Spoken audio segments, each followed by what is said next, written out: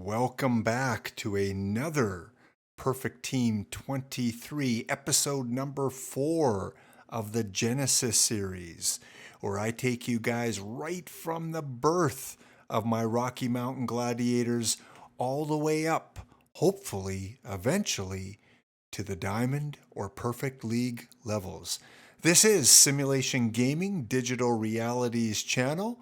Hope you guys enjoy the content. If you do, leave a like, a share, a comment, a subscribe. Are you on Perfect Team 23? What is your team? Love to know it. Let's share some of that information out and let's get to today's episode. Welcome. In today's episode, we are nearing the end of the entry pool qualification, tiering, whatever you might want to call it. Everyone that joined Perfect Team in its first week of release put into an entry pool, and then Monday morning, everyone will be in the Rookie League. All teams starting off in the Rookie League. Now, 8 weeks from now, we're going to have some perfect teams in the Perfect League. And everyone else is going to be somewhere in between. Those of you that are just starting, when you create your perfect team, you will go in the entry pool for that week. And the following Monday, you will be put into a Rookie League as well. My advice, if you're just starting off a perfect team, try to create the perfect team early in the week, Monday, Tuesday, Wednesday. That way you can build up some accomplishments, earn some perfect points to buy packs or player cards. Don't wait until Sunday to create your team, because then 24 hours later, you'll be in the Rookie League. And you might not have built up enough quality players and perfect points to be competitive in that first season. All right, here we go. Let's look at our record. We are still doing extremely well. Rocky Mountain Gladiators 96-65, a 596 winning percentage. Yes, we are 15 and a half games back, but we are still in the top 10. 1, 2, 3, 4, 5, number 7. We are ranked number 7 in the entry pool, which again is outstanding considering how many teams are there. The Mudville 9 have been replaced at the top by the SOL Board Bape Yacht Club, or Clue in this case. This league doesn't really mean anything, guys. There's no trophy, there's no outstanding effort or anything like that. This is simply to get everyone rolling so that you can be placed in a Rookie League the following week. I like where we're at so far. Let's take a look at our transaction history again to start off the episode. Here's where it shows the points that you have earned, or cards that you have bought, cards that you have sold. And if you remember from episode number 2, I did put a buy order in for Ty Cobb.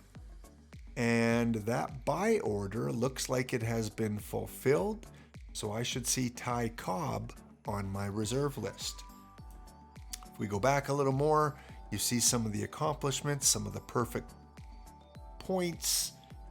Look that I sold a card, Corey Dickerson, for 179 points. Again, just little things that you can do to build up this point level at the top. All right, let's get into our team as we prepare for tomorrow's Rookie League entry. Over 3,000 perfect points, so just like I've been doing the last few episodes, let's buy a few packs. I'm going to buy the maximum of 3 packs here, hoping to get 1 or 2 quality players to put into the lineup. Let's check out who we have. Diamond, gold. No, we've got 2 bronze, 1 Negro League star. So here's my first Negro League star, Dick Lundy. He's been in previous versions. Love the card art. Very nice job, OOTP. And we've got a live card, Tyler Miguel. Leave a comment, guys. How are your live players doing? Are your live players performing at an equal level in this game compared to previous games? Because version 21 and 22, the historical players always seem to do better. How are your live players doing? Leave a comment. Help us out. Let us know if the live players are worth putting in. Second pack. I call this a dud. This is a dud pack. A 64 is my highest. We did get one historical player, possibly a backup catcher. But I want something better. Come on, gold, diamond, no. A couple more bronze players. Craig Council, who would be a decent bronze tournament player and might be in my lineup. We'll have to take a quick look. Unfortunately, no air horn today in tribute to former perfect team announcer Snaggle. We'll hopefully get one in upcoming packs soon. Let's take a look at our lineup. First of all, let's look at our pitchers. Let's go to the pitching. Performance-wise, Logan Webb, Frank Larry, Turk Farrell. Performing really well for a 1-2-3 combination. Mace Brown and Ned Garvin. Again, they're number 4 and 5 guys. Not really outstanding pitchers. They're holding their own. 4.12 ERA, 4.06 ERA. I don't really like anything over a 4.10, 4.20. So these guys are just kind of on the fringe. And then our relievers, if you watched episode 3, we made a couple changes and it seems to have worked out. All the ERAs are under 4, other than Kelly, who's our specialist. So pretty happy with how our pitching has done. Let's take a look at our hitting. Again, going to the stats, and I always like to rank by WAR. Many ways that you can rank. I just like to take a quick look by WAR. Bill Mueller, still doing really well, hitting 344. I suggest you guys go out and get him for bronze tournaments. Okay, he is a 69 rated player, but he has performed extremely well. 11 home runs, 99 RBIs, a 408 on base percentage.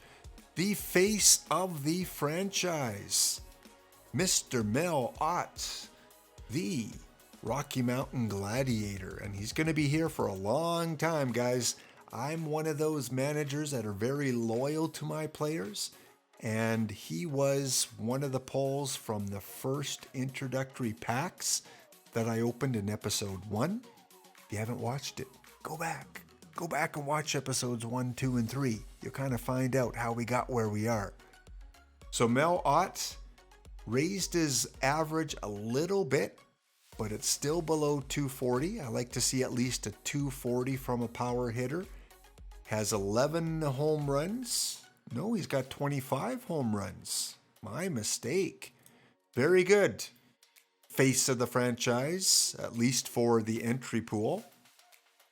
121 RBIs, a 6 WAR. I will take that. I will sacrifice the batting average to have these other statistics. Mr. Ott, we love you. The face of the Rocky Mountain Gladiators.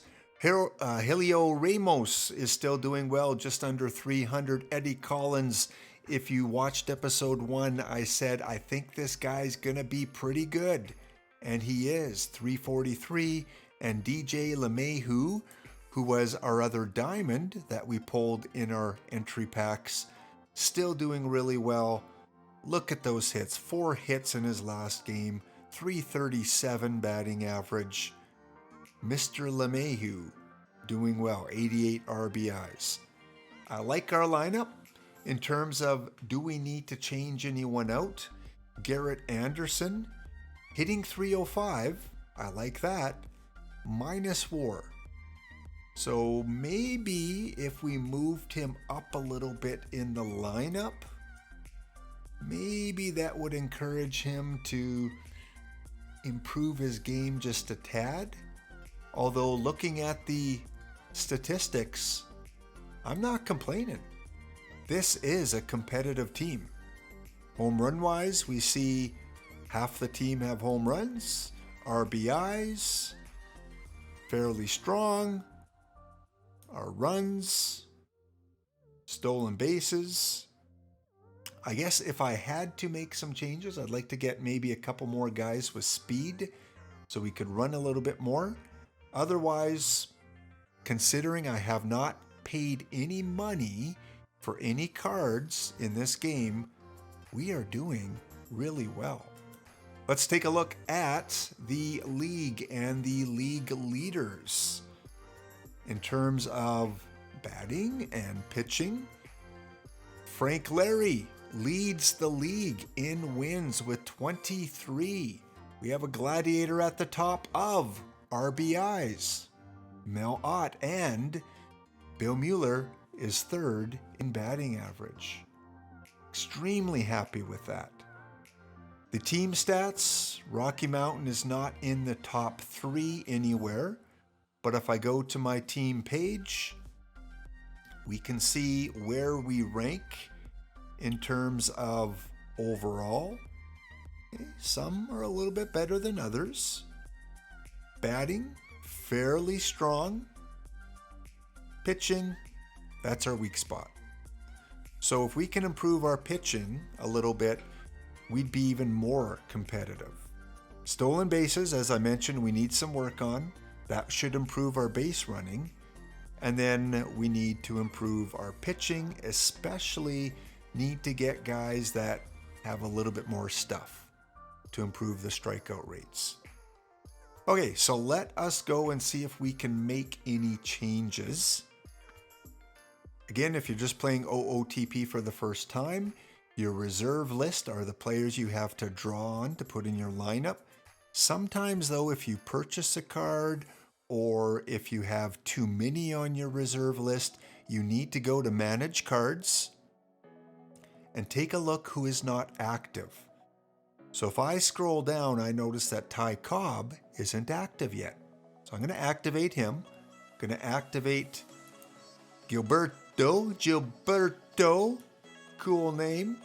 And most of my other higher level guys are already activated. Now, when I go back to my lineup, I can see there's Ty Cobb and here's Corey Dickerson. And although I am really loyal to the Gladiator players, I am not hesitant to move down anyone that's not performing. So as I go through my lineup, I want to get Ty Cobb in.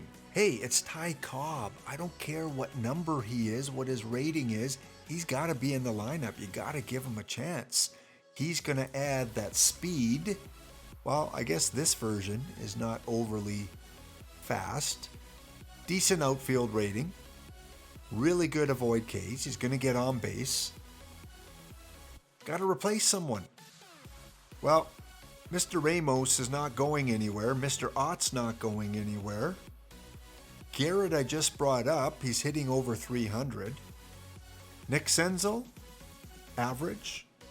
Brian Reynolds, here's a case. Here's a case, managers, where he's played in 72 games, not performing as a 90 level player. I'm going to check out his defense just to see if he's being at least decent on the field. Yeah, ZR is a 2.1. So here's a case again, you're sacrificing your offense to get that defense. I'm going to move out Nick Senzel. He's been a decent player, but I need to get Ty Cobb in there. So Mr. Cobb, welcome to the majors. The only other one I might consider hitting-wise is Corey Dickerson.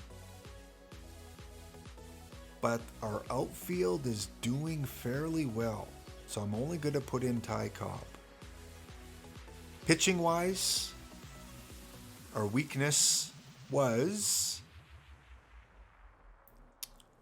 Where is he? Our weakness. We had had one reliever, Kelly, our specialist.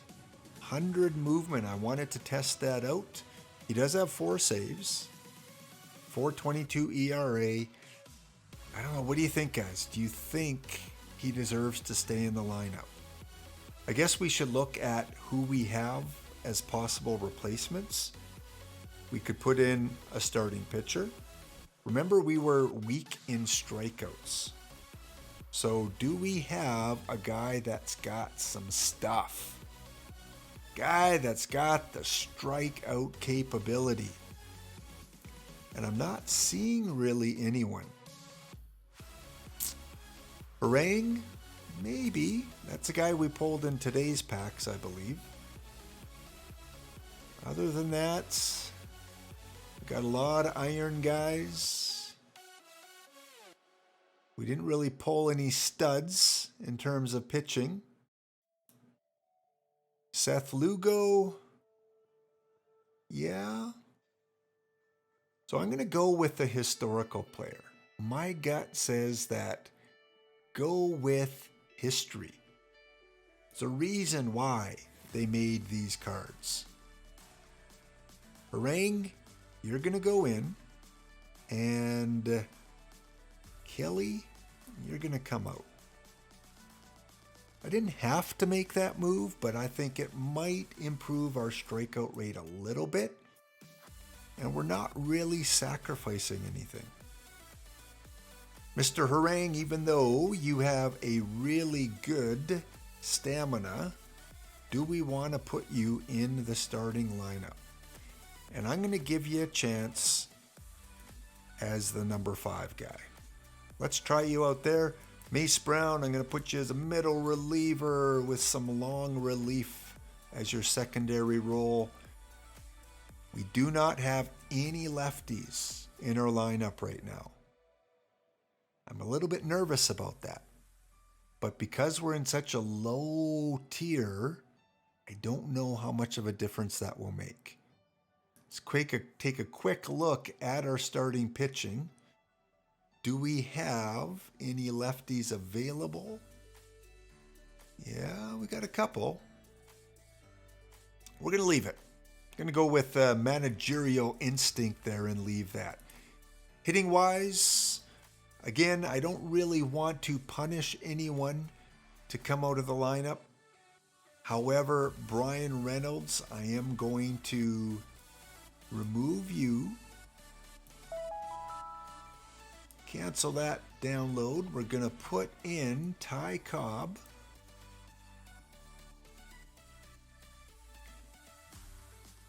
And we'll put back Sean Murphy.